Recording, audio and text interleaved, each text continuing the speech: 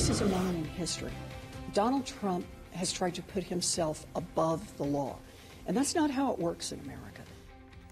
Senator Elizabeth Warren echoing many Democrats this weekend. Some of them called Trump Nixonian. The Nixon Library weighed in and said, hey, Nixon never fired an FBI director, not Nixonian. On Capitol Hill, Republicans, however, remained largely silent on calls for a special prosecutor this week after the president fired the FBI director. The panel is still with me. And we were talking during the break about the statement that President Trump put out there back when the White House was still sticking with the apparent lie that this is all because of Rod Rosenstein, the Deputy Attorney General, and his recommendation that Comey be fired because of how poorly and unprofessionally he had treated Hillary Clinton.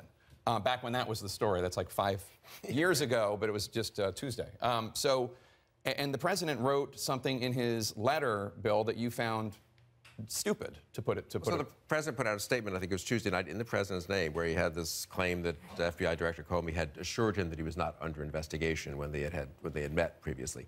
I mean, I'm not a lawyer, but any lawyer, I've talked to enough lawyers, any lawyer would have said, you cannot put that in there. You are opening an incredible can of worms for yourself. Director Comey is going to be asked about that. He can't now say, I don't discuss private conversations with the president, because the president has discussed it. He has to set the record straight. There are issues of whether there would be lawyer-client privilege or executive privilege for that conversation now that the president has already spoken about it. So it's such an, and any normal White House, that would be staff. The White House counsel would say, Mr. President, we've got to take that paragraph out. The president would say, I want it in there because I'm innocent. The White House counsel would say, and with the chief of staff and everyone else, Mr. President, you've got to take it out, and they would take it out.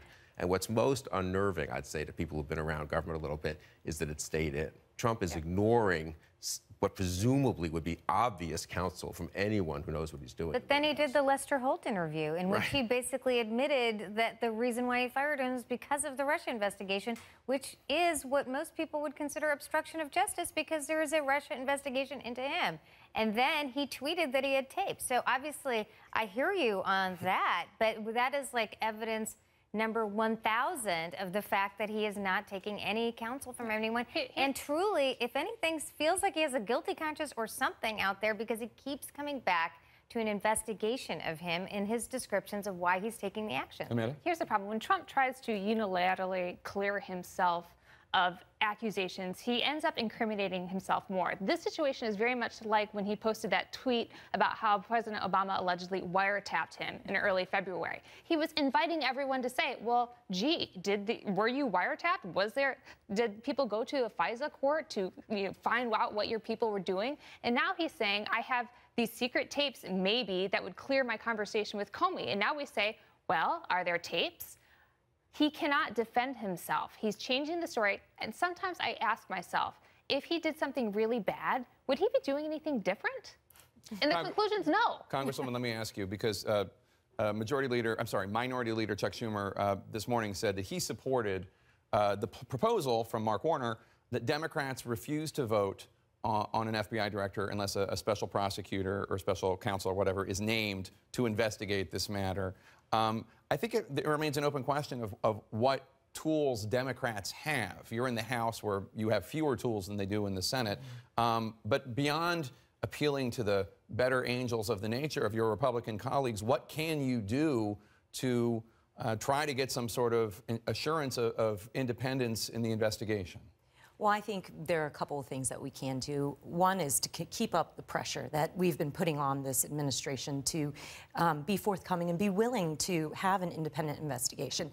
They should be the ones that want an independent investigation more than anybody, so that they can clear the air and have room to advance an agenda. And I think the idea of holding up the Senate, holding the Congress hostage in order to get this done, isn't exactly what our constituents sent us to Washington to do. They didn't send us here for more gridlock. My hope is that we do pass legislation that sets up an independent commission, and it really does depend on members of Congress to put their politics aside and recognize that this is a real threat to this country. It's a national security threat. We deserve to know the facts of how a hostile government attacked our democracy. It's a direct attack on democracy. And the other thing is that in the House, we're up for re-election in about 18 months. And I don't know about them, but I want to run against a fellow American on the issues that matter to my constituents.